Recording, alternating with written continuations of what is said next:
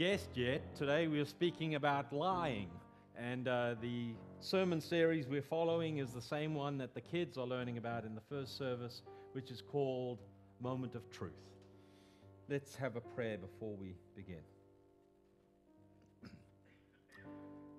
God, this may be one of those topics that is kind of difficult for us to hear from you specifically. Your thoughts on it, your wishes in it, and your way to heal it. So God, help us to keep our feet on the floor, even though you may tread on our toes. Help us, God, to allow you to challenge us, knowing full well that your deepest desire is to make our crooked paths straight. God, I'd ask humbly that my words would be your words, spoken into our everyday lives. Amen. Well, we did this at the first service, and Matt was the only person in the church who got this answer. For those of you who were in the first service, it's cheating if you participate now. Okay? Finish this sentence for me. Liar, liar, pants on fire. Matt, you're still the only guy that knows. I'm surprised Tin from England doesn't know. We always used to say, liar, liar, pants on fire, hang them from a telephone wire. Who knew? Well, yeah. Most kids today would say, what's a telephone wire? The saying, liar, liar, pants on fire, actually came from a poem written in 1810 by William Blake, and it goes like this. Deceiver, dissembler, your trousers are alight. From what pole or gallows shall they dangle in the night? When I asked of your career, why did you have to kick my rear? That the stinking lie of thine, proclaiming that you owned a mine. When you asked to borrow my stallion to visit a nearby moored galleon, how could I ever know that you intended only to turn him into glue? Or as most Europeans would say today, hamburger meat. But in any case, we move on. The liar, liar, pants on fire is certainly something that, kids scream to each other when they know someone else is telling a lie. And I mean, obviously that's not true. If it were, half our politicians would have burned to death a long time ago.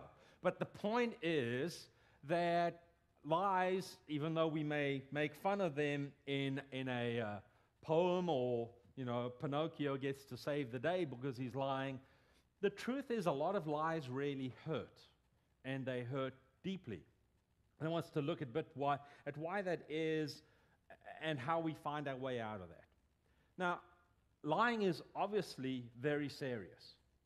I mean, if you think of all the sins that we commit, think of the lists that would compile.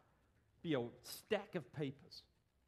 That God chose to take all of those sins and pick out the 10 most serious ones and put lying in those 10s, in that 10, along there with murdering, along there with idol worship.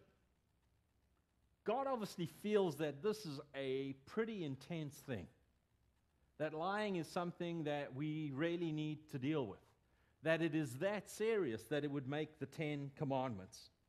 And I think perhaps the answer to that is not so much in the fact that the lie is being told, even though that is serious. It's what motivates us to lie. And so what I'm going to do is go back to the passage about Joseph, and we're going to look at verse 19 and start building up some of the motives as to what happens here. Joseph's brothers saying, "Here comes that dreamer," they said to each other. What begins this lie that they put themselves into is that they are jealous of Joseph. Joseph had a gift.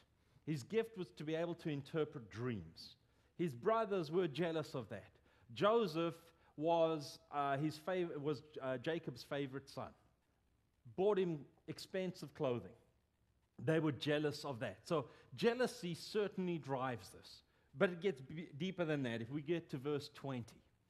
Come now, let's kill him and throw him into one of these cisterns and say that a ferocious animal devoured him.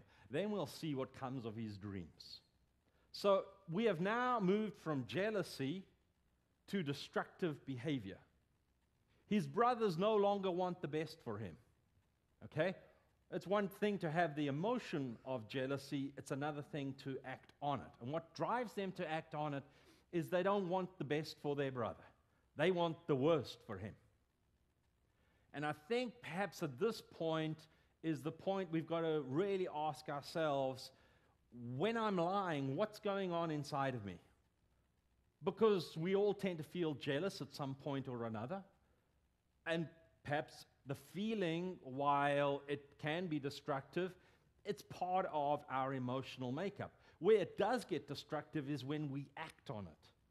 And if our acting is because we want to build ourselves up at the expense of someone else by putting them down, then we no longer have the best intentions for someone else. We don't have the desire that we want to build them up. We don't have the desire that we want the best for them. Joseph and his brothers wanted to see the worst thing happen to him. Maybe you can equate that with revenge. Do you find that you have revengeful feelings? Because revenge, when it's acted out, really is saying, I don't want the best for you. I want the worst thing to happen to you. So, the issue of lying, I believe, is a serious one because of what's behind it. I think that's what concerns God in terms of the destructiveness of lying. It's the fact that we are jealous. More than that, it's the fact that we act out that jealousy. And it can be simply through wanting to see someone punished in an unjust way or wanting to see revenge sought upon someone else. Then there's another motive, verse 26 and 27. Judah said to his brothers, Judah being one of the brothers, what will we gain if we kill our brother and cover up his blood? Come, let's sell him to the Ishmaelites and not lay our hands on him. After all, he's our brother, our own flesh and blood. And his brothers agreed. Well, at first reading, it sounds like a noble cause, right? They decide, okay, we're not going to go the whole way with this thing. We'll back it out a little bit. Let's not kill the guy. Let's just sell him into slavery. They saw financial gain. They saw financial gain. So what perpetuated this lie that they would then have to live with for years is they were jealous of him. They did not want the best for Joseph. And a financial opportunity came up where they could take advantage of their brother. They could use him to better themselves. By putting him down literally into a cistern, they could raise themselves up, make themselves feel better, give them a higher profile in life because they could raise money. What's behind lying is the real damaging issue here. So, if we're honest, all of us at some point lie. And I'm not just talking about the fun kind of lie where you have to lie to kind of catch someone out in a prank. That's a different kind of lie. Or as parents, sometimes you've got to kind of put a spin on things because the subject may not be appropriate to cover with your kids. I'm talking about lying that is destructive. Time magazine, a number of years ago, kind of did a tongue-in-cheek study of politicians. And they said if a politician starts speaking about statistics, the more accurate and the more defined the statistic is, the less you should believe him, is what Time magazine said. They also said if a politician denies something and denies it profusely, like John Edwards, you should probably question what they're saying. And then they said the last one is when a politician starts a sentence with, let me be perfectly frank. You know that probably what they're actually saying to you is, I'm about to tell a lie. So we can poke fun at politicians and say, yeah, those guys, those girls, they lie. Okay? You can look at Joseph's brothers and say, well, I haven't thrown any of my relatives into a cistern yet, but that's not the true measure, right? It's not necessarily that you're not a politician. It's not necessarily that you haven't acted like Joseph's brothers. We all tend to lie and hurt on one level or another. So how do we deal with this? Where do we go with this? If God takes this so seriously that He put it in the 10 Commands, there must be a way to deal with this. There must be a way that we can crawl out of it. So what we're going to do is we're going to jump to Genesis 45, all right? Now, by going from Genesis 37 to Genesis 45 is a number of years, okay? This story didn't just happen one between the other. What I would encourage you to do is when you go home, read from chapter 37 through the end of chapter 45. If Peyton had done that this morning, we'd be leaving here at about 1. Go home and read it, and I'll tell you in summary what happens. Joseph, his brothers go to Egypt. Joseph recognizes his brothers before his brothers recognize him. Joseph's desire is to mend the brokenness in the relationship. But in order for that to happen, they have to prove themselves trustworthy. So Joseph sets up a task for them. They still don't know who he is. And essentially what he's saying to them is, before this relationship can be healed, I have to know that I can trust you. Why? Because Joseph needed to know that it was safe to go back into a relationship with his brothers. Why would he want to heal a relationship when all they do is throw him into another cistern? So Joseph sets a task for them to prove themselves trustworthy so that he can feel safe in entering into a relationship with them again. The healing in the relationship can only happen when the trust is rebuilt. And the trust is rebuilt so that there's a sense of safety as they related to each other within that relationship. God triumphs in the story, and that's what we read in 45. They went out from Egypt. They came to their father in Jacob in the land of Canaan. And if we go to the next verse, please, Robert. And they told him, Joseph is still alive.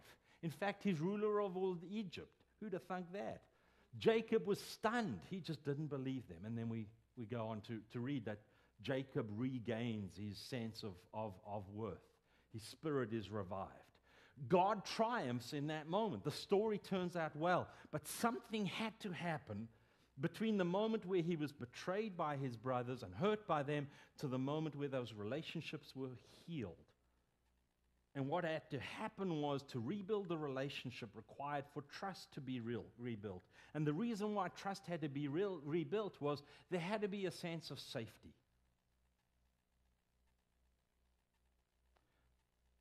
Lies, or the commandment not to lie, is seen by God as needing to be in the 10 Commandments because it destroys and breaks people.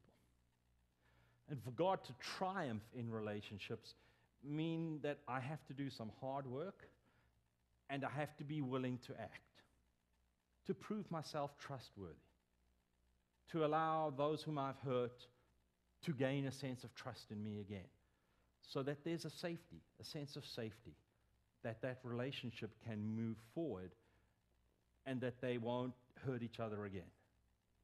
Now, sometimes we continue to hurt each other. But it's building the safety net to the point of saying to those whom we've hurt, there's a place here for you.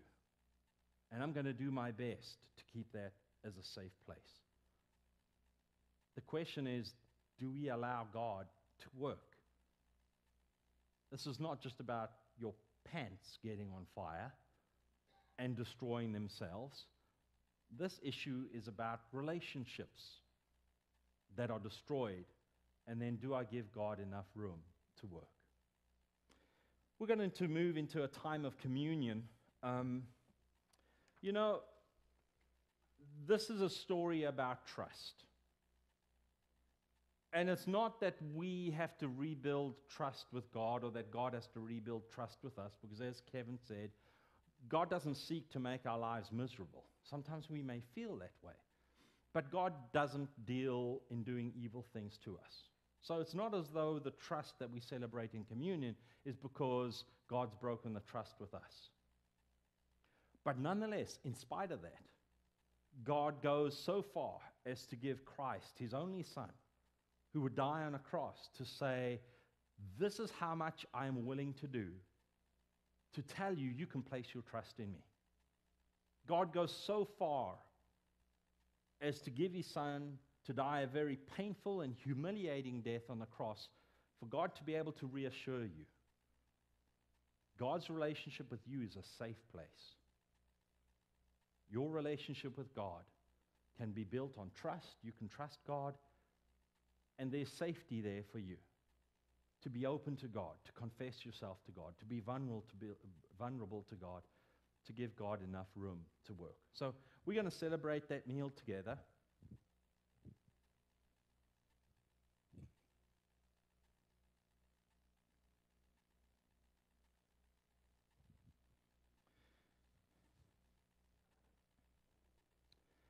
Talk about a break in trust. On the night in which Christ was about to be betrayed, Judas, one of the 12, would betray him. Trust would be broken. Peter would deny him 3 times. Trust would be broken. The disciples would all run away when he was crucified, except one, John, who even stood at a distance. But even knowing that trust would be broken, Jesus broke the bread and said to them, when you gather together as disciples in the future, I want you to break bread so that you can remind yourselves that my body has been broken for you. And to be honest, I think Christ's spirit was broken too on that cross. But we break bread to remember what Christ did and how much he loved us in doing that. And then he took a cup and he said to his disciples, when you gather together again as people who follow me, I want you to drink from the cup and remember why it is that I'm willing to go this far to do this for you. And so when we gather together as Christ's followers, once again, we are reminded that Christ was willing to become broken for us. We are reminded that Christ was willing to give his life for us, his body broken, wine representing blood given, a life sacrificed, so that we would find a safe zone with God. Let's pray. God, would you take this moment as we give you room to work? Would we find in you forgiveness? Would we find in you trust and a safe place? So bless our time, bless this bread and this juice for the symbols that they are. Amen. You say in the Methodist Church, the table is an open table. The reason for that is Christ died for everyone. Didn't exclude certain categories, and we want to invite you to come forward and share communion no matter what your background is. Doesn't matter if you're a member of this church or not, go to a different denomination, non-denominational church, have never had communion before. This is a time for you to interact with God and to reflect on what he has done for you. And if you don't want to come forward, we respect that. You're certainly welcome just to sit and think and reflect in your seat. So I'm going to ask the praise team to come forward and the prayer team together, and then we'll invite you to come forward.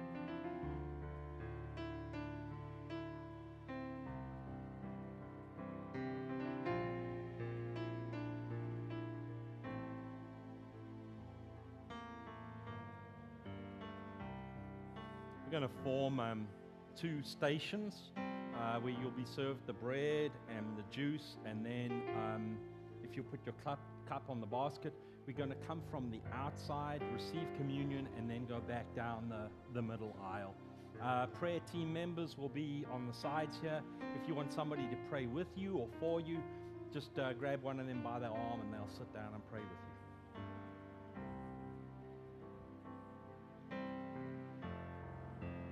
Come forward as you are ready.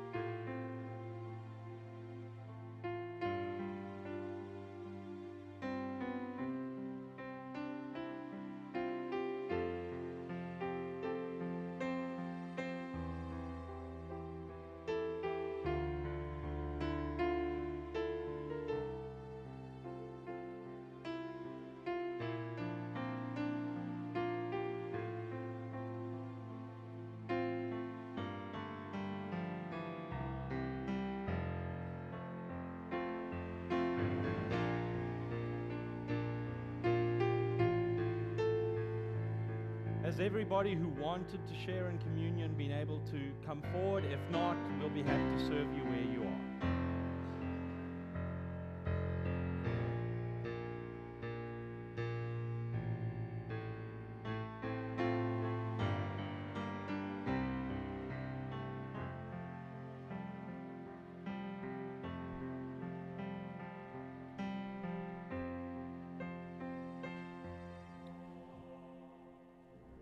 We're going to stand and we're going to say our closing thought together, and then as we leave, the praise team will play us out. So let's say our closing thought together. Let the peace of Christ rule in our hearts. Friends, go in that peace.